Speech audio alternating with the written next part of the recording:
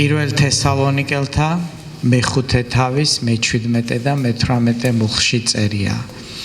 ილოცეთ განუწყვეტლივ, მადლიერნი იყავით ყველაფრისათვის. პავლე მოციქული გვარიგებს. ილოცეთ განუწყვეტლივ. ხშირად ამბობენ ხოლმე, რომ განუწყვეტლივ როგორ უნდა ილოცო, ესე იგი 24 საათი უნდა იდგე ღმერთის წინაშე მუხლებზე და სულ ლაპარაკობდე. რა თქმა უნდა, ეს შეუძლებელია და გასაგებია, რომ პავლე მოციქული ამის შესახებ ასე არ ამბობს, ლოცვის შესახებ, იმიტომ რომ თვითონაც არ იყო ასეთი. ჩვენ ხედავთ, რომ მიდიოდა, მოდიოდა, გადაგებდა, ისაუბრებოდა და ასე შემდეგ, ციხეში იჯდა და ასე შემდეგ. რას ნიშნავს ილოცეთ განუწყვეტლივ ძვირფასებო? მე ასე მაქვს ეს გამოცხადებული, რომ ლოცვა ეს არის ღმერთთან საუბარი. ლოცვა არ არის დაზეპურებული რაღაცის წაკითხვა, ეს არ არის რაღაც რიტუალების შესრულება. ლოცვა ეს არის უფალთან შენი საუბარი. როდესაც შენ ესაუბრები ღმერთს და ღმერთი გესაუბრება შენ. როდესაც შენ ელაპარაკები ღმერთს, ხო?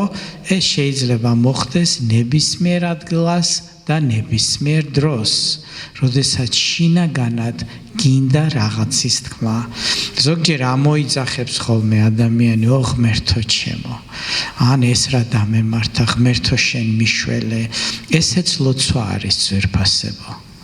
ღმერთო შენ დამეხმარე, ამას მე ვერ გავაკეთებ უფალო, შენ თუ არ შემაძლებინე, ესეც ლოცვა არის. ანუ პავლე მოციქული, თუმცა ჩვენ ლოცულობთ, როდესაც დაწერილია შედი ოთახში, ჩაიკეტე კარი და ილოცე მამის წინაშე. განსაკუთრებულად გვინდა რომ ვესაუბრო და აუხსნათ. იცით, ზოგჯერ ცოლი ეტყვის ხოლმე ქმარს, რომ მოდი დაჯექი უნდა ვილაპარაკოთ, ან ქმარი ეტყვის ცოლს, რომ დაჯექი უნდა ვილაპარაკოთ. ამ დროს შენ იცი, რომ რაღაც სერიოზული საქმე არის მოსალაპარაკებელი, ხო? როდესაც გეუბნებიან დაჯექი, ეს იმას ნიშნავს, რომ ეხლა გამოეთიშე ყველაფერს, ყურადღებით მომისმინე, იმიტომ რომ სერიოზული საქმე გვაქვს გადასაწყვეტი. ეს არ არის ის, რომ წყალი მოიტანი, ან რაღაც გააკეთი, ან რაღაც არ დაგავიწყდეს, გამორთო, გასქურა. ეს ასე არ არის. არის სერიოზული საქმე. ამიტომ, როდესაც ჩვენ შევდივართ ოთახში და გვინდა რომ ვილოცოთ, ფაქტიურად ვეუბნებით იესოს, იესო, დაჯექი. რაღაც მინდა რომ გითხრა, საკითხი მაქვს გადასაწყვეტი, სირთულე მაქვს ცხოვრებაში, არ ვიცი რა გავაკეთო, არ ვიცი როგორ მოვიქცე, დაჯექი იესო, უნდა გელაპარაკო, უნდა აგიხსნა, უნდა გითხრა, უნდა დაგიმტკიცო. როდესაც შედიხარ ოთახში, ლოცულობ ეუბნები, მაგრამ ამასთანავე ძვირფასებო, ილოცეთ განუწყვეტლივ რო წერია, ყოველთვის ხარ უფალთან ურთიერთობაში.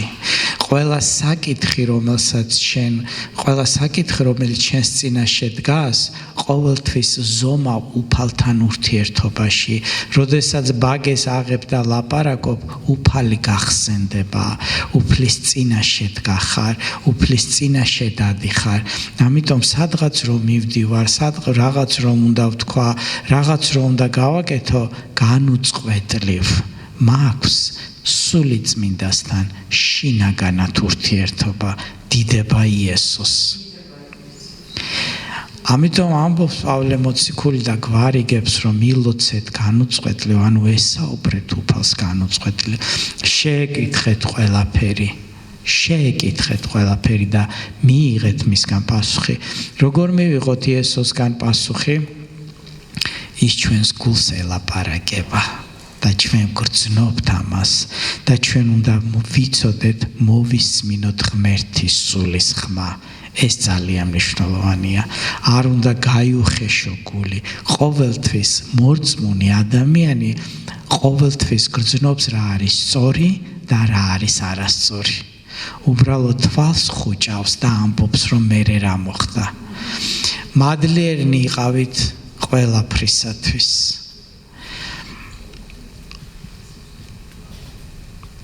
რას ნიშნავს ძვირფასობა? ესე ძალიან მნიშვნელოვანი თემაა, ეხლა მე ამას არ გავშლი ახლა ბოლომდე, იმიტომ რომ სხვა რამეზე უნდა ვისაუბროთ, მაგრამ როგორ ვიყო პასტოროზა მადლიერი? ფინანსებში პრობლემა მაქვს, ჯანმრთელობაში პრობლემა მაქვს, ოჯახურ მდგომარეობა რთული მაქვს, ესე იგი რაღაც შიშები მაქვს, ესა მაქვს, ისა მაქვს. როგორ ვიყო მადლიერი? მაგრამ პავლე მოციქული გეუბნება კანონს. თუ შენ იქნები მადლიერი იმაში, რაც გაქვს, ღმერთი გაკურთხებს და მოგცემს იმას, რაც არ გაქვს. ეს არის პრინციპი და კანონი ღმერთის სამეფოსი ძვირფასებო. თუ ყველაფერზე წუწუნებ და ამბობ, რომ არაფერი არ მაქვს, ესე იგი რა ფეხზე ავდექი დღეს, დათარსული ვარ, რატო გავჩდი საერთოდ ამ ქვეყნად, არ ჯობდა რომ რაღაცა. თუ შენ ასეთი წუწუნახა, რაც გაქვს, ისიც წაგერთმევა, იმიტომ რომ ბოროტის სამეფოში მუშაობ. მაგრამ თუ იტყვი ღმერთო მართალია, ცით არის ესეთი გალობა, რომ მადლობა ღმერთო, რომ ფეხსაცმელი მაქვსო, არ მშიაო და სახურავი მაქვს თავზეო. მადლობა ღმერთო ამისათვისო. თუ კი შენი გული იქნება მადლიერი და შენ ცხოვრობ ნაქირავებში, ღმერთი მოგცემს საკუთარს. მაგრამ თუ ხარ ნაქირავებში და წუწუნებ, ის ნაქირავების დაგეკარგება, იმიტომ რომ ბოროტის კანონები იმოქმედებს. ამიტომ ამბობს, რომ მადლიერნი იყავით ყველაფრისათვის, შენ ცხოვრებაში აუცილებლად იპოვი რაღაცას, რისთვისაც შეიძლება მადლობა უთხრა ღმერთს და უფალი ტკივილებსაც მოგიშუშებს და შენ გექნება ის, რაც უკეთესი და უკეთესი არის შენთვის. დიდება იესოს. ეს ჩემი სურვილი არ არის. ჩვენი უფალი კარგი უფალია, ჩვენი უფალი კურთხევის უფალია, ჩვენი უფალი ჩვენსკენ არის. დიდება იესოს. ილოცეთ განუწყვეტლივ, მადლიერნი იყავით ყველაფრისათვის.